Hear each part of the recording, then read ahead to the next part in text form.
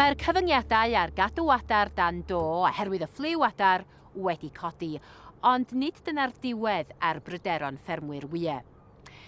Bod na ddigonedd o wyau yn cael ei dydwyn y wlad yma a digonedd o alw amdanyn nhw, mae yna rai ffermwyr yn wirioneddol bryderus nad ydyn nhw yn gallu cael dau ben llinyn ynghyd. Mae yna rhai mor bryderus nes bod nhw'n ystyried rhoi'r gorau i gadw ieir ar gyfer wyau yn gyfan gwbl.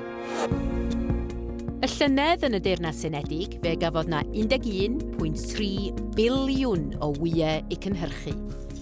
Ac fe gafodd na 13.5 biliwn i bwyta.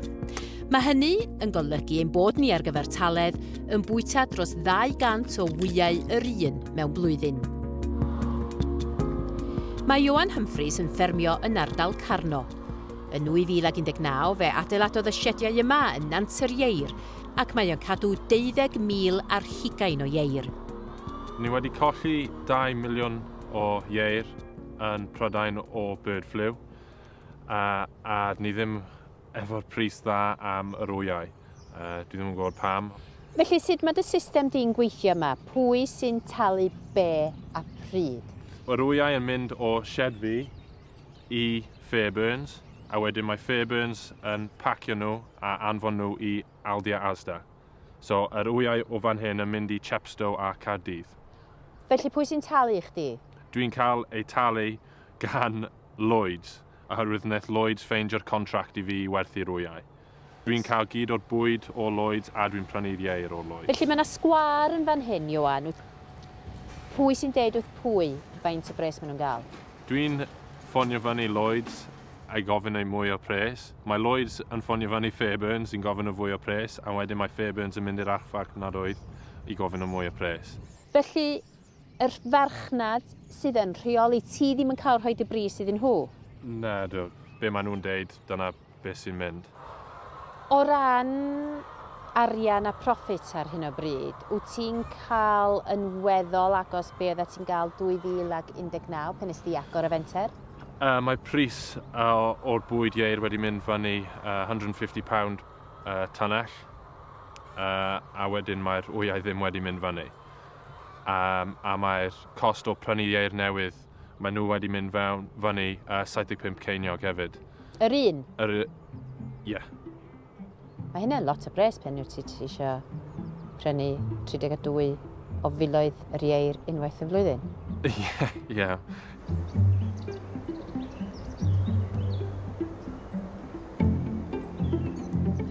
Yma yn Llanegryn mae wyau dysynu, busnes sydd wedi tyfu'n anhygoel ers i ni ymweld â nhw am y tro cyntaf rai blynyddoedd yn ôl. Mi ro'n ni yma ddiwethaf 2 flynedd yn ôl, ddyddiau'n unig, cyn i'r shed fawr hon groesawu 12,000 ar 20 o ieir.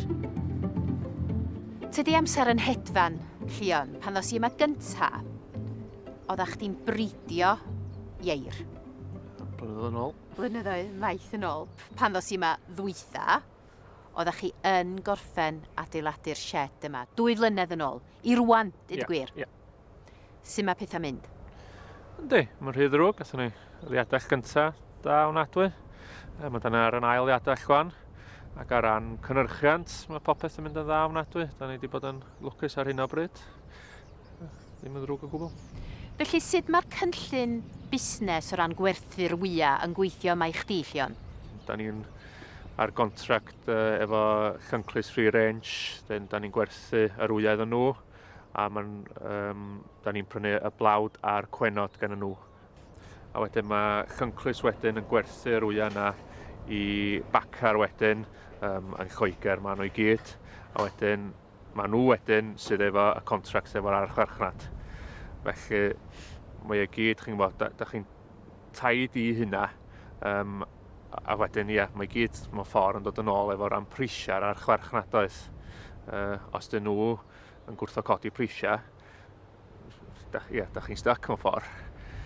Ydy hynna'n rhwystredig, Llion, nad oes gyna ti reolaeth ar bris y farchnad? Mae'r archfarchnadoedd sy'n deitha chdi, reit, dyma dwi'n rhoi i ti am yr wy yna. Yndi, dwi'n meddwl, mae hynna'n ffarmio'n gyffredinol, dwi'n meddwl, di bod ers blynyddoedd, yndi, chi'n gwybod.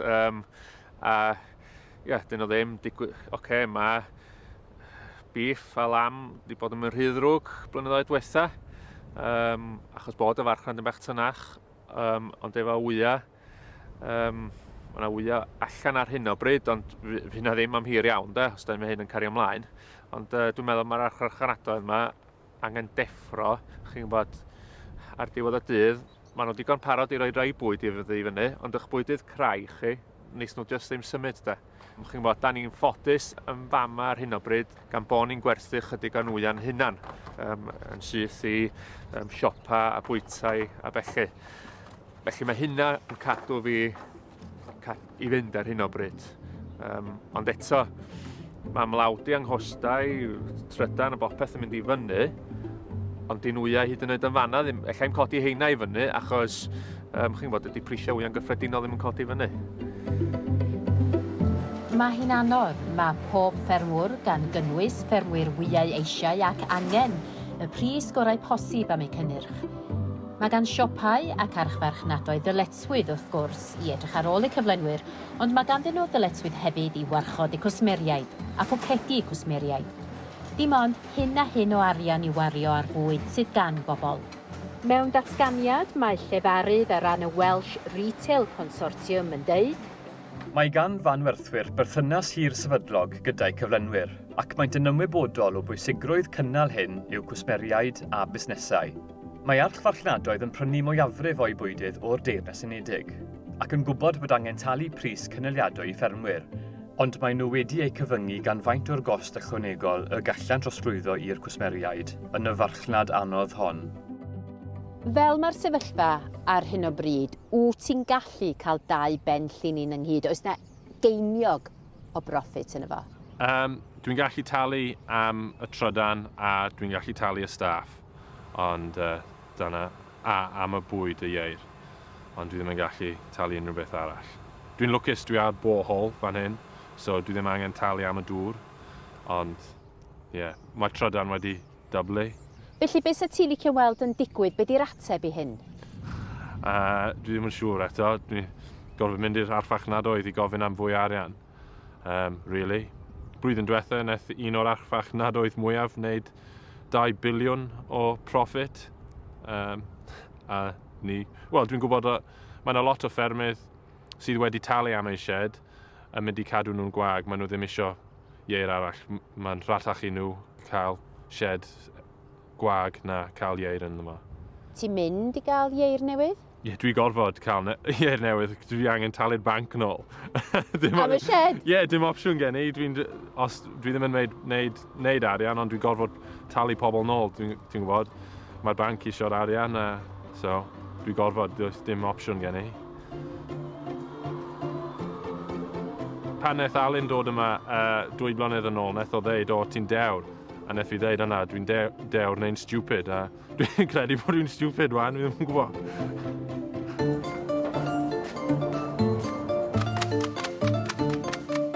Ti wedi bod yn gwerthu wyau ers blynyddoedd maith bellach.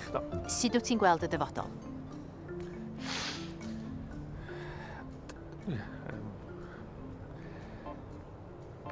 Mae'n anodd gwybod.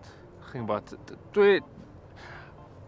yn diwedd, mi godith y prisiau, chi'n gwybod, ond pryd da, chi'n gwybod, faint o hogia sydd yn mynd i fynd allan o fusnes cyn i'r pris godi. Chi'n gwybod, yn diwedd, mi fynd y brinder o wyau, felly mae rhaid i'r archfarchnadoedd a pawb godi prisiau, ond faint hir nes yna'n gymryd. Chi'n gwybod, rhaid chi wastad fod yn positif, chi'n gwybod, a mae'r busnes efo, i'w craen yma sydd yn gwneud y dwysfwyd i fynd. Sa chi'n licio dweud, di hwnna ddim yn mynd i bara'n hir iawn, ond dwi'n poeni mae'n mynd i bara'n hir iawn. Felly, fydd na brinder dwysfwyd yn gyffredinol, dwi'n meddwl mae llywodraeth angen codi fyny hyn hyd yn oed. Fydd na brinder bwyd yn y wlad, a mae rhaid i'r llywodraeth sylweddoli hyn, dim jyst wyau, popeth. Mae ffermwyr yn gyffredinol yn mynd i lleihau i stoc, achos mae costau mynd i fynd yn uchel, felly bydden nhw well off jyst lleihau, cadw eu costau'n isel a stocio llai. Ond mae hynna'n mynd i wneud prinder bwyd. A fydden ni methu mewn forio fo, achos mae pob un gwlad yn y byd yn mynd i fod yn yr un sefyllfa.